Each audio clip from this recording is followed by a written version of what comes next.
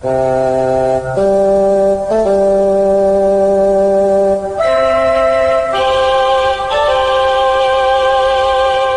geeks, two beers, and a laptop. Episode 18, X-Men, the animated series.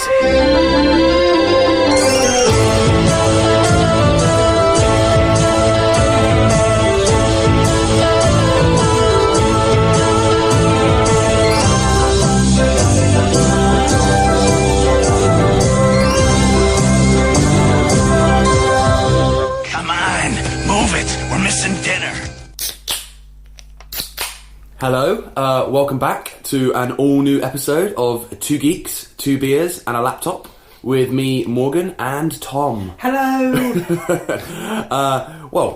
The two geeks are here. Mm-hmm. We have our beers. We do. Which are, Tom? Guinness, purely because it had XX written on the Guinness XX, because we are doing today a special X-Men episode. This is something I wanted to do.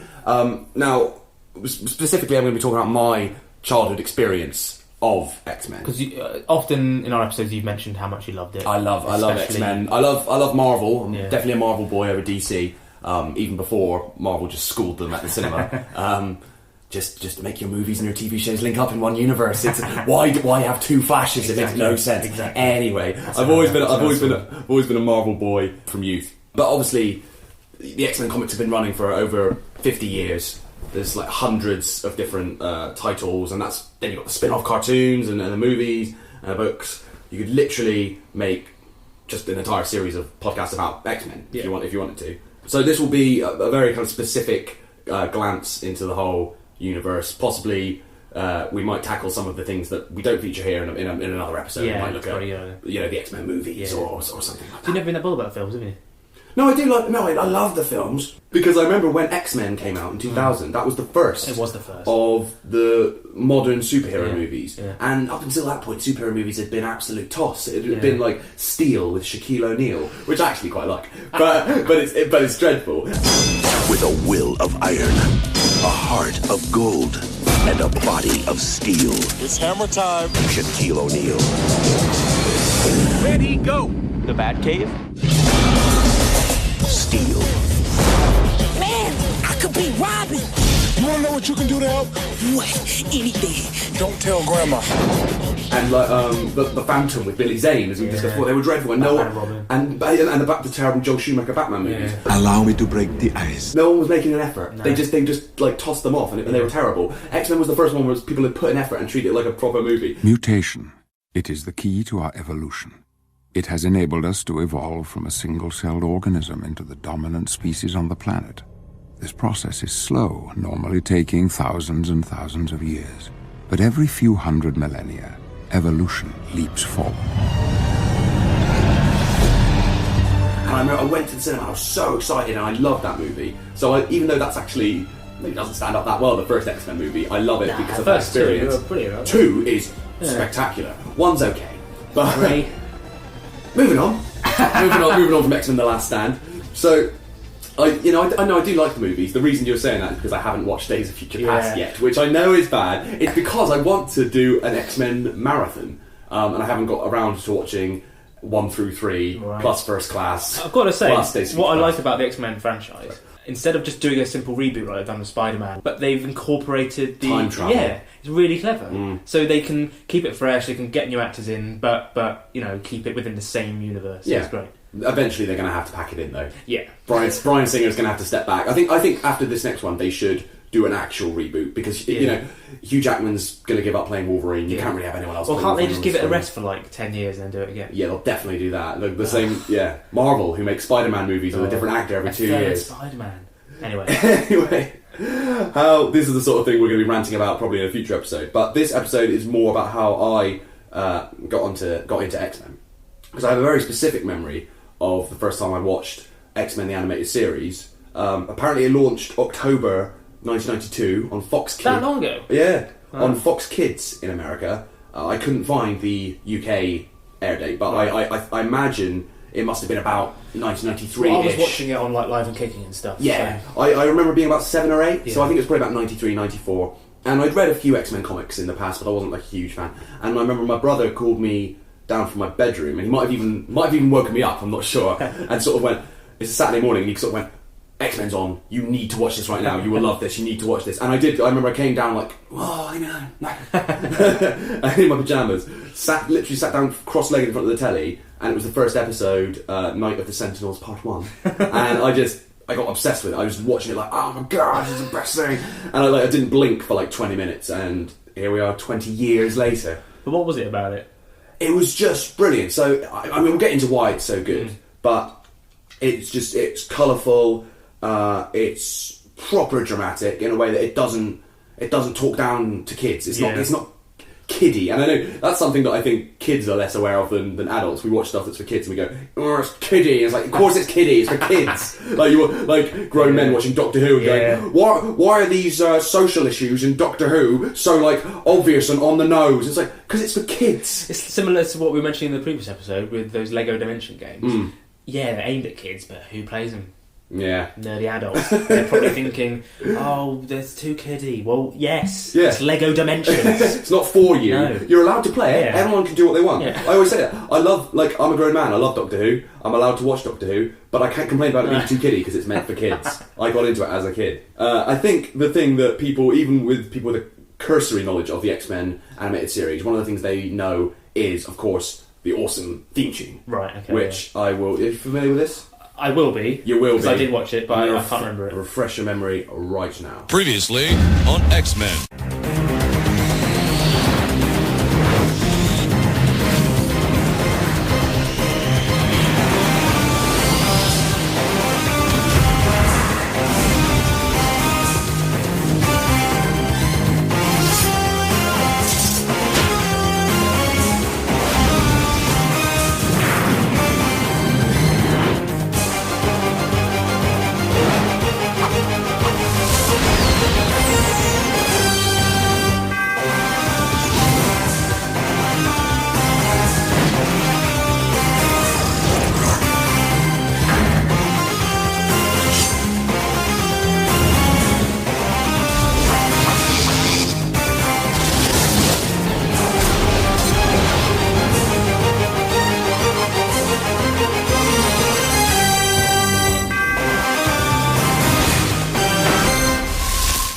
Excellent theme tune, and I think a great example of the uncelebrated art of a good previously on. Do it properly. Previously on X-Men. Great one. As the other two best ones. Walking Dead.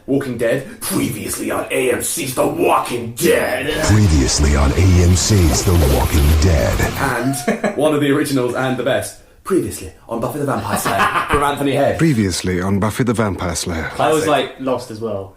It was because I thought it was one of the writers, Carlton Cuse. I thought it was him, but apparently it was some other guy. It was previously on Lost. Sounds annoyed. Annoyed. It's something you remember though. A good previously. Previously on Lost. You were saying as we were watching that, you like a couple of those characters you're not so familiar with because they weren't in the movies. No. Well, Jubilee I've never heard of. Never heard of Jubilee. No. Jubilee can shoot like fireworks from her hands. That's nice. And the X-Men animated series, it kind of did the same thing, which a lot of X-Men adaptations do for whatever reason, where they have a young girl kind of come into the world of the X-Men. Because you had that in the film. That's in the film with Rogue. And the first episode of Night of the Sentinels is about Jubilee kind of taking that same role of, it's a young girl and she's the eyes of the audience and she comes into the world of the X-Men. I know they're doing a Gambit film with Channing Tatum. Perfectly cast as the Cajun Charmer. But I've never... Apparently he was in which film? He was in X-Men Origins Wolverine, which maybe that's another reason I haven't done my movie marathon yet, is I don't want to watch that again. Starring will.I.Am. Oh, Lord. It's a terrible movie, but it has some redeeming features, such as Liev Schreiber as Sabretooth, brilliant, wow. And Taylor Kitsch as Gambit is fantastic, and he's really well cast and really good. Just in a terrible movie and he's entirely wasted. But will.I.Am wasn't dope. will.I.Am was... given that he's will.I.Am, I guess he's not terrible, but he's not a trained actor. I've done some pretty awful things. The kinds of things that haunt a man while he's sleeping. You see, most people think our powers are a gift. But if it was up to me, I'd hunt the devil down myself. Give him this gift back. My name is John Wraith, and I'm a mutant. So, as I say, the idea of a young girl coming into the world of the X-Men was kind of a recurring theme, and it was also used in another cartoon, because this wasn't the first attempt at making an X-Men cartoon. I think we discussed this in a previous episode. One. Yes. Mate. Wolverine. There was a pilot in 1989 called Pride of the X-Men, which is a punning title on the character Kitty Pryde, played by Ellen Page in the X-Men movies. Yeah, you know, X-Men... Oh, I thought you meant she was in the cartoon. I was like, she's older than I thought she was. No, in the... yeah, I know what you mean. There's a few different actresses who play her in 1 and 2 when she's like a background character. The only bit I know with her character was... We'll get onto that. I know what you're going to say, we'll get onto it. That character is known variously as Sprite, Ariel and Shadowcat at various points in her comic career. But here she's just Kitty Pryde, and it follows her as she joins the X-Men in their battle against Magneto and his Brotherhood of Evil Mutants. And what I like about that is they refer to themselves as evil mutants. Which are we the baddies? I always like it when characters are like, we know we're the baddies. We are the Brotherhood of Evil Mutants. I always enjoy that. It reminds me of, do you remember this TV show called Relic Hunter? Oh God! It was like Lord, it was like a really around the time of like Hercules Senior, Tia Carrera. It was like a really crap, cheap knockoff of Tomb Raider. Dreadful. And I remember it was so bad because it makes me think of the Evil Mutants. There was an episode where she goes back in time to into like ancient Rome, right? And she goes like, "Who are you?" And they go, "We are the ancient Romans." because you call yourself the ancient Romans, wouldn't you? Oh Lord! So it always reminds me of Relic Hunter. Always a pleasure. So, Pride of the X-Men was actually made, I found out, using the budget for a 13th episode of RoboCop the animated series. Really? So they made 12 episodes of RoboCop, and then they were like, gave up. Let's just make an X-Men cartoon with our money, reallocate the funds. And it didn't go to series. Didn't work, did it? No, not because of any sort of quality issues, because Marvel at the time were having financial issues, and they halted production on all their animation projects, barring, thank goodness, Muppet Babies. Muppet Babies survived the cull. And Pride of the X-Men, you can watch it all if you so wish on YouTube. I don't think it's illegal to say that because I don't think you can buy it officially anyway. So it's all on YouTube in pretty good quality. And it's a bit of a mixed bag because it is quite having just criticised people for saying this, but it is quite simplistic and young skewing. So fine for kids, but it doesn't really delve into some of the bigger issues that the X-Men comics get into, the more adult issues. And Wolverine, as we discussed, is inexplicably Australian. Welcome her. Wait, she's not joining the X-Men, is she? She's just a kid. Apparently, it's because there's one of the Magneto's henchmen is Pyro, who is Australian, and in the script, Wolverine calls him a dingo. Yeah. Except they, like the casting directors or whoever, misinterpreted that and thought Wolverine was calling him a dingo because he was Australian. Why did they make that leap? So that's why Wolverine's Australian. Right. And then, you know how these things sometimes feed back on each other? Marvel Comics then panicked and were like, oh, Wolverine's Canadian, but we'll say he's an expat from Australia. The actual no, it didn't. But they were like prepared to do that. But luckily, because Pride of the X-Men didn't take off, they were like... But you know how it's the same deal with... I think we talked about Lois and Clark, how the comics filtered back with Lois and Clark's wedding. The series filtered back into the comics. But Pride of the X-Men does have a few things in its favour. It actually has pretty decent animation for the 80s. It's pretty impressive visually. And it also has an amazing... another amazing, couldn't be more 1980s theme tune. This one has lyrics. It's pretty spectacular. No place to hide, no place to run, no place to run. The mutant age has now begun. X-Men, it's the day, X-Men, coming your way. Magneto's hordes are on the way to pillage, burn, and plunder. But there's one team that will not yield, the team that strikes like thunder. X-Men, this is the day, X-Men, coming your way. That might be one of the best theme tunes of all time. Of all time, I think it's almost up there with Defenders of the Earth. Yeah, that's incredible. I love the 90s X-Men theme, it's really cool, electric guitars. But it doesn't have any words. It doesn't have anyone going, X-Men, explaining the plot of the film. In a sort of fist-pumping, adrenaline-fueled theme tune. That's great. And another thing that Pride of the X-Men has in its favour, do you remember we were talking about the old Hulk cartoons from the 80s? Right. And they would have Stan Lee's bombastic narration, Bruce Banner transforming into the Incredible Hulk. Pride of the X-Men was also did have Stan? Also gifted with Stan's incredible narrative work. I love you so much, Stan. Why didn't they bring him into the proper cartoon? Well, the 90s one, yeah. I don't think it would have... tonally wouldn't have really fitted. But here is the final scene from the Pride of the X-Men pilot, complete with Stan the Man. Yes, the X-Men have won, but only for now. Magneto is still out there, waiting, planning, plotting the destruction of the human race. But whatever the challenge, whatever the peril, the X-Men will be there. I hope he kind of lives forever in some sort of Futurama situation. Stan Lee's never going to die. No. He's just he's a legend. He's a god. He cannot die. So that didn't go anywhere. The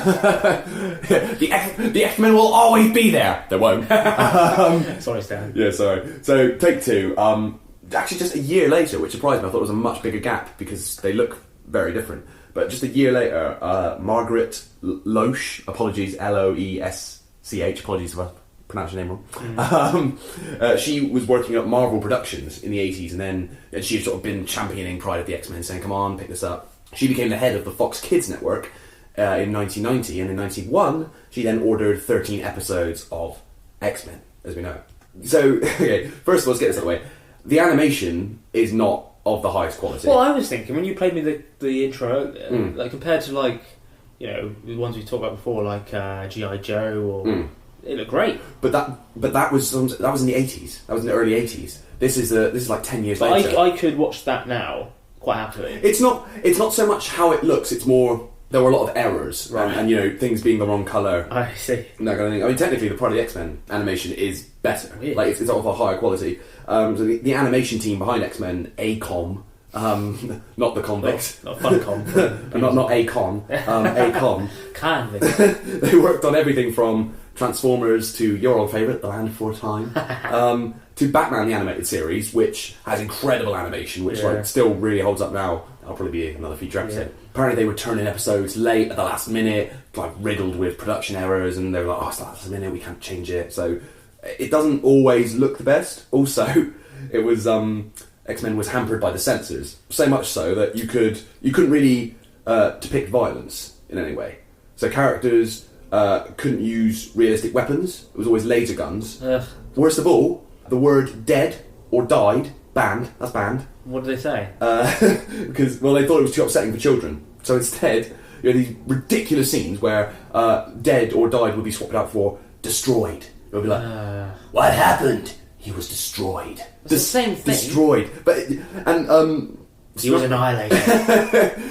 They smashed it. So do you remember the Spider-Man cartoon from the 90s? Right. It kicked off in 1994, kind of in the wake of X-Men's success, and that had it even worse off. Because again, it had the same rules, like no blood, no bullets, which I guess is fair enough for kids. Also, no fire. No one was allowed to be endangered by any sort of fire. No punching in Spider-Man. No punching? No punching. Oh, come on. Spider-Man, in however many episodes, he never punched anyone. He'd always just sort of wrestle and grapple with people. Even Camp Batman with Adam West punched people. Even Adam West punched people. He made a whole career out of punching people. Yeah. Wham, kapow. Spider-Man, he would kick people at most. The word sinister was banned. Why? Someone somewhere decided it was too damaging for kids. So there's a villains team with Dr. Octopus and the Scorpion and all of Spider-Man's villains. They would team up and make the Sinister Six. Not here. They were the Insidious Six. And this last note, and I promise you, this is this is apparently 100% genuine. One edict from the censors was when Spider-Man lands on a rooftop, be sure that he doesn't harm any pigeons. They were seriously because not the pigeons. Because of course, notoriously in all other Spider-Man adaptations, Tobey Maguire is always flattening pigeons, murdering pigeons. Garfield, he can't move for pigeon murder. It's like, what is going through these people's minds? It makes me furious. Again, nanny state where again. Obviously, Teenage Mutant Ninja Turtles. Oh, Hero Turtles. Hero Turtles in the UK, because the word ninja and the whole concept of ninjas was banned. Now, banning ninja stars through airports is one thing. Banning the word ninja, very strange, damaging to kids apparently. Yeah. Nanny state.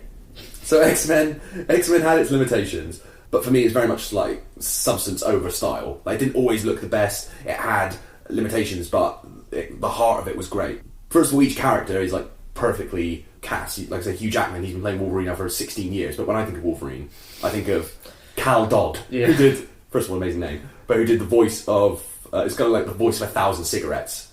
Sounds incredible. Thinking punk.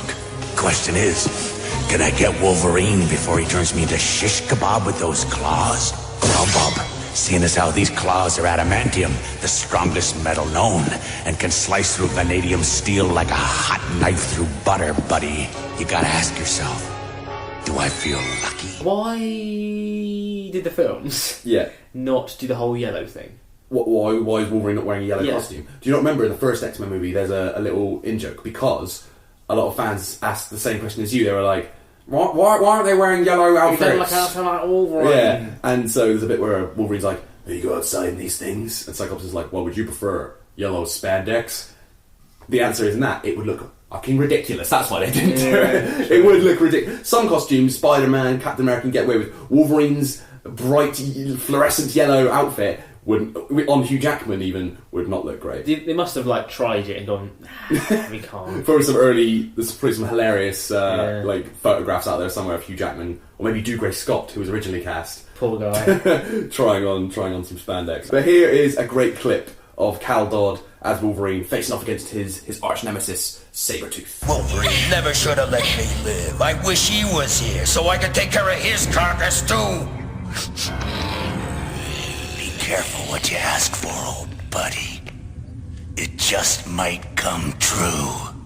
Good thing I didn't go too far away to cool off, Sabretooth. This is between you and me. Let the girl go. Whatever you say, pal. So, you're doing the dirty work for Magneto now, eh? You used to backstab people for fun. What turned you into a rat for hire? I'd heard you'd gone soft. I was curious. I think maybe I heard right. All right, you egg-sucking piece of gutter trash. You always liked pushing around people smaller than you. Well, I'm smaller. Try pushing me! Make out already. There's a lot of tension between those two guys. But and I think it's always, come on, bro. Almost the back of my Mars there. I think a lot of the performances in the X-Men animated series, though, they kind of shaped later interpretations and casting. So that guy was nothing like Hugh Jackman. He's nothing like Hugh Jackman, granted, but George Buzzer, I believe it's pronounced, who played Beast, he got a very kind of Kelsey Grammer kind of quality. And then Cedric Smith, who does the voice of Professor Xavier, Professor X, he's got a very kind of sort of vaguely Patrick Stewart sort of voice going on, where you think, oh, okay, I can see again why they... Sounds like Kenneth Williams. Well, no, if I was doing Patrick, I would be more like this. But the guy in X-Men, the animated series, is more... Kenneth Williams meets Patrick Stewart, perhaps. Now I'm turning into Peter Lorre. Anyway, so I liked X-Men because... the cast were great, but also it wasn't just dark and murky like Man of Steel.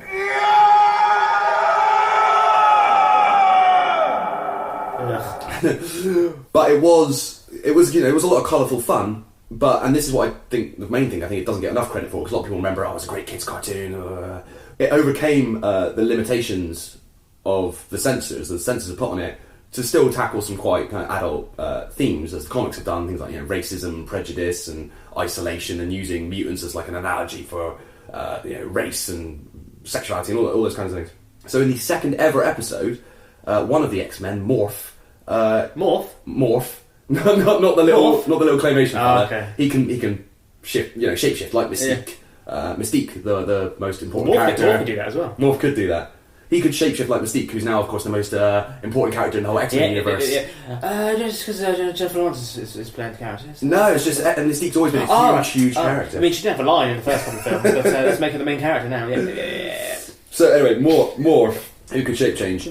He was killed off though. They killed him in the second ever episode, or destroyed technically. But they decided they want to set a more adult tone. So they said, well, kill off one of the X-Men straight off the bat. So here's his final scene. Not Morph. After you, me. Come on, move it. We're missing dinner. Didn't I tell you? Clear sailing all the way.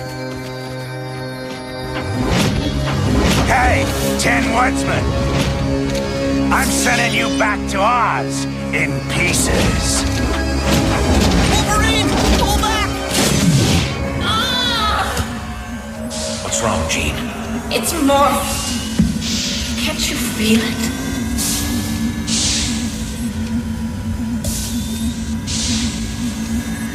Morph? I don't sense anything. Yeah, that was dark. Dark, we get that in Gummy Bears. Now, that video on YouTube, that clip I played, is called Death of Morph, the crappiest X-Man. And Morph was a character who, for the most part, and Geeks might pick me up on this, but he's not really a sort of version of the character as in the comics in the 60s, but basically Morph is an original creation. Right. Who they created specifically for the purpose of killing him. Yeah, right. But I liked Morph in the first episode, and I had no idea who was going to die. He had a great laugh, he sort of went, great character. So I loved Morph, and I was really gutted when he died. So it did what they set it to do. It set the tone.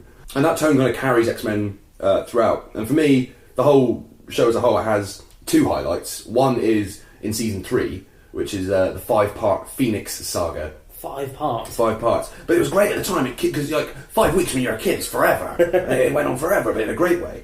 In that, Jean Grey is possessed by the spirit of an alien intelligence, the Phoenix Force, leading the X-Men to be caught up in an intergalactic war. And this was like the show, 3 seasons in, lots of shows take a little while to go, and it was at its absolute kind of peak, at its height. Because it's excitement and action. There's even a little Spider-Man cameo in there. Wow. A silent cameo. That was the most exciting thing as a kid. So what happened? Well, basically there's a scene where something's happening in outer space, and it's affecting the Earth, and they cut to all these different bits of the Earth. So you go to Africa and you see Black Panther, and then there's a bit where they cut to New York, and you see Spider-Man land and his hand come out and shoot a web. And that was before the Spider-Man cartoon. At the time I was like, oh my god!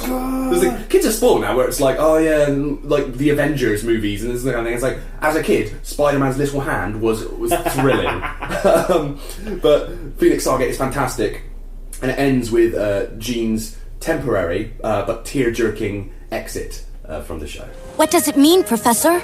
The X-Men have succeeded. The power of the crystal has been contained. But at what cost?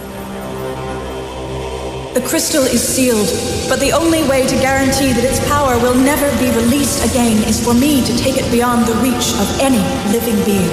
The crystal cannot be destroyed, even in the heart of the sun, but there it and I will be safe. For this I am sorry, Cyclops. Goodbye, my love.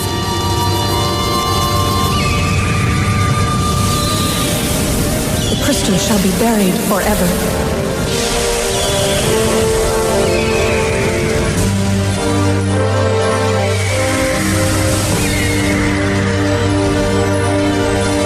The light. Oh, Scott. If only you could see it. One thing I do like about that scene, quite upsetting, but I like the fact that Jean Grey, who is in love with Scott Summers, Cyclops, they're in a relationship, but she goes, I'm so sorry, Cyclops. And there's a previous scene where, early on, where he proposes to her, he's like, will you marry me? She goes, Cyclops! You wouldn't call him his code name. Call him his name, call him Scott. But anyway, that was the show just absolutely firing on all cylinders. But my favourite episode, and what I think is the show that's most kind of intelligent and emotional, is in season 2. It's called Beauty and the Beast, in which Beast falls in love with Carly, who's a blind woman, but their relationship is targeted by an anti-mutant gang, basically racists. And Wolverine goes undercover to infiltrate the gang, and that's great. And it still for kids, fine, but it does deal, as I said, with kind of issues of racism and prejudice and kind of interracial romance, really. And Carly's dad sort of opposes the relationship. He's like, no, I don't want my daughter with someone like that. So let's have a little scene of Carly's dad being an absolute dick. After what happened yesterday, the hospital board told me that they're worried about the patients and having a mutant around will make matters worse. Alec, isn't our work more important than catering to those bigots? There's another problem. My daughter means everything to me. I agreed to this experiment, but I will not allow some filthy mutant to touch my daughter. Carly's father? Yes. I want to do what's best for Carly. I'll leave. I'm sorry, Hank. I know, Alec. I just want to say goodbye.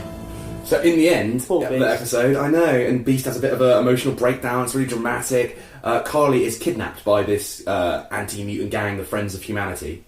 Sort of like a UKIP for mutant kind. And then Beast saves her, and then he earns the dad's respect, and the dad's eyes are opened. So does he stay with Carly for her? Well, no, of course not, because even though the dad now likes him, he's like, wow, she got captured, my life's too dangerous, so we can never be together. And they have quite a touching breakup scene, which closes the episode on a bittersweet note. Now that you see what my life is like, I hope you will understand what I have to tell you. Hank, please don't. We have to face it. I am a mutant in a world that fears and despises my kind. I thought for a moment we could live in that world together, but I know now that we cannot. Someday, with work and hope, the world will change. Until then, if you care for me as much as I care for you, you will understand why we must part. Carry my love with you always. Honey, I'm so glad you're all right. I will be. As for you, how can I ever thank you, Dr. McCoy? This is a beginning.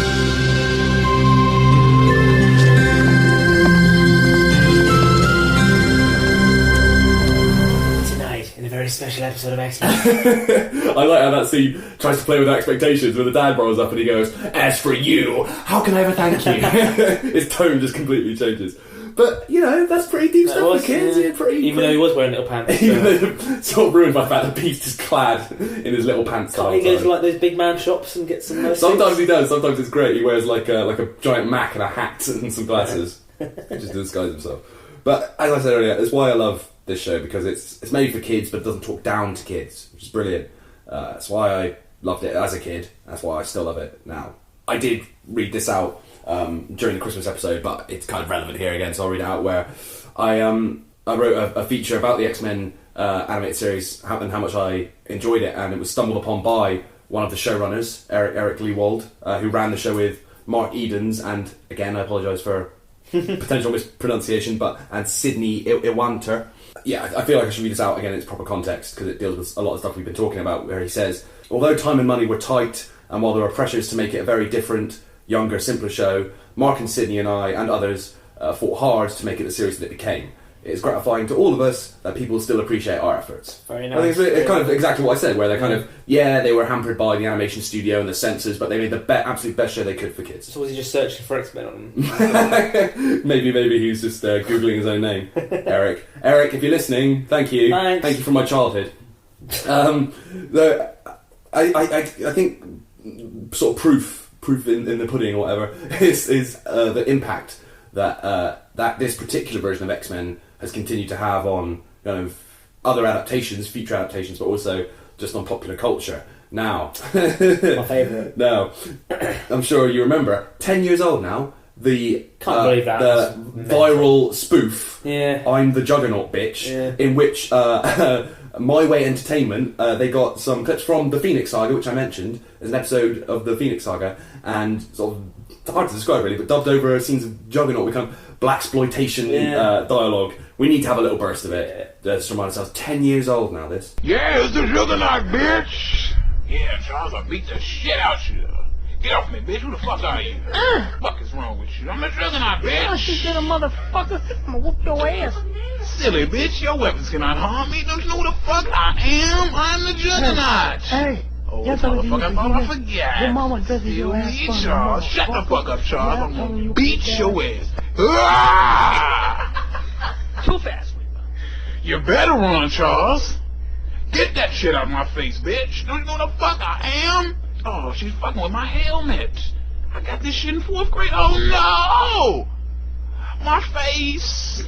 Pimp smack your ass, bitch. I don't know why that's so funny. It's so immature and so juvenile, but it is very funny. And of course, that later, only a year later, 2006, so it became very big very quickly, filtered through to the mainstream when it was replicated in a dreadful scene in quite a dreadful movie, X-Men 3, X-Men The Last Stand, in which Vinnie Jones gave that line a Cockney twist.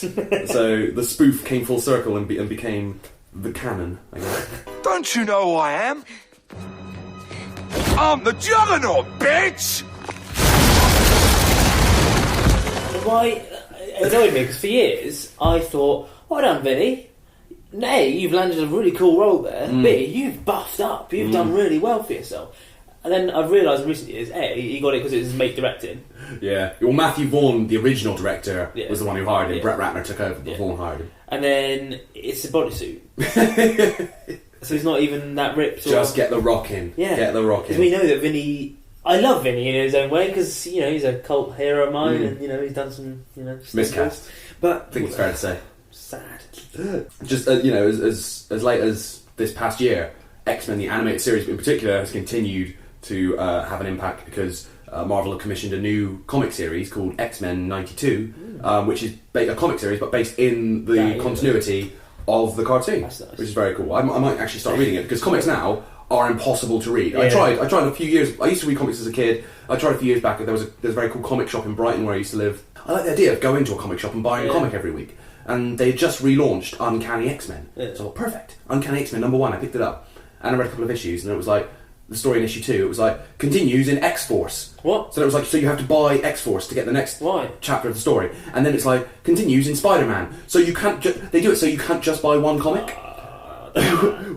So I just gave up because I did try and just read it, but stories would just like be. You'd have like chapter 1 of one story, and then the final chapter in the next issue, and then chapter 3 of another story which started in the Avengers. It's I can't that if it keeps to one continuity, maybe I'll give X-Men 92 a shot. But I think it's interesting as well how X-Men is always kind of the leader of the pack.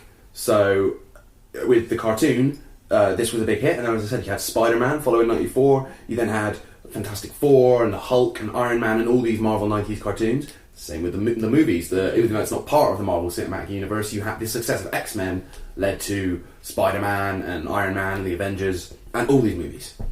So there you go. I mean, well said. What are your kind of normally this is at the beginning, but what are your kind of experiences with X-Men?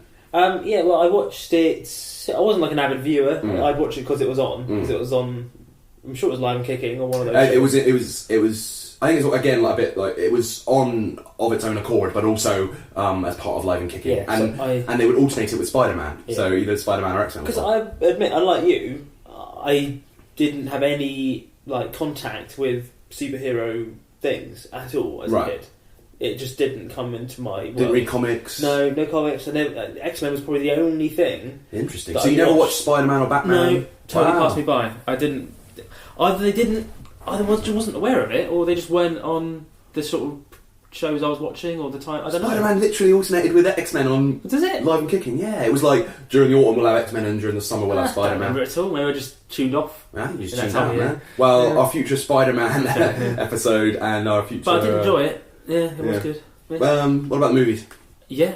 Well, I've actually enjoyed it more in the new... You've seen more than I have, technically. I have. I actually prefer them, if I'm honest, as a whole, to the Marvel films. What are we talking about? Because I like the Marvel films, but there's too many of them, and some of them are duffers. Yeah, but some of the X-Men films are duffers. But it's got Vinnie Jones in it. There we go. That sums it up. If you've enjoyed this episode and you want to track down the X-Men animated series, good luck. Because, well, I think you can get it on DVD and that kind of thing. It used to all be on Netflix, which was amazing. And it's like perfect hangover viewing an episode of X-Men. They took it all off Netflix. I never understand this. It's rights issues. They only license it for a certain amount of time. Why can't they just update the license? I don't know, that's for money or something. But no, you can't put a price on X-Men. Priceless. It's incredible. But if you're a comic book fan, or even if you're not, just a fan of good storytelling, then I recommend you, or maybe you've seen the movies like Tom, but you've never particularly watched the show. I recommend you check this show out if you can. In my opinion, it's one of the very best, not even animated, just one of the best adaptations of comic books ever made. Strong words. Strong note to end on, Tom. Well, that is me done for this episode. But Tom, what are we doing next time? Well, next time, it's not Christmas anymore. No. But we both love the Die Hard films. Franchise. Most of them. Most of them. Now, we'll delve into this, but we've had a massive debate over the years of what is the order of the Die Hard films and all this. In terms of ranking. Yeah. So, it's not really going to be one of us taking the lead. We're both just going to chat more of a collaborative effort about just how good and bad the Die Hard series is, and where we'd like it to go and all that kind of stuff. Yeah, a deep and nerdy delve into the Die Hard franchise. Yippee-ki-yay. Coming up next week. But this next week, it's not going to be a week. It's not going to be a week. I always say next week. It will take a while. And also, as ever, please, if you haven't got all the episodes, you can go to our website, which is 2geeks2beers.wordpress.com. Yes, we have a very decent backlog by now, I'd say. Loads of episodes for you to delve into. No longer looks like we started and gave up. No. We've got a proper back catalogue. Episodes about Terrorhawks and Jerry Anderson, Tremors, Prisoner, Nightmare, The loads Prisoner, of Doctor Who stuff. Doctor Who, Defenders of the Earth, Thundercats, anything your geeky heart could wish for. So please do check out our episodes. Subscribe on iTunes. Yes. And head over to our Twitter, which is @2geekscast. Also on Facebook. Yeah. But I'm going to leave you this time with not the X-Men main opening theme. This is the end credits theme, but only for the first season. After the first season, they ditched it. They just played the opening theme over the end credits because they thought it was awesome. But I think this original end credits music is sort of terrible, but also kind of brilliant and underrated, and I love it.